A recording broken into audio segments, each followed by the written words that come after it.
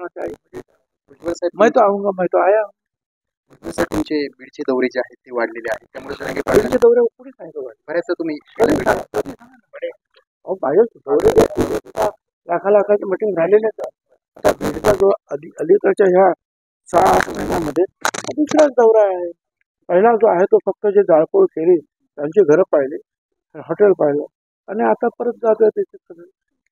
जरांगे पाटील म्हणतात की तुम्ही वारंवार बीडला जाताय, खास करून म्हणजे त्याला त्याचा अभ्यास कमी आहे. सर बड़ी दूसरे गोदरी में कुछ OBC के लोग आंदोलन कर रहे हैं, वहाँ पर भेज देंगे आप जाते थे? काय वडीगोद्रीचे गाव आहे आंतरवली सरटीच्या अलीकडे, म्हणजे आतमध्ये जात असताना तर त्या ठिकाणी सुद्धा ओबीसी समाजाचं आंदोलन सुरू आहे. भेट देणार. ओबीसी के आंदोलन कई जगह चला चला है क्या? अगर अगर रास्ते पे है तो जरूर 2 मिनट रुकने में कोई हरकत नहीं है, कोई प्रॉब्लम नहीं है। अगर बहुत अंदर है तो फिर वहाँ जो लाखों लोग जो है मीटिंग में जमा होंगे, वहाँ लेट होगा, वो भी तो देखना चाहिए।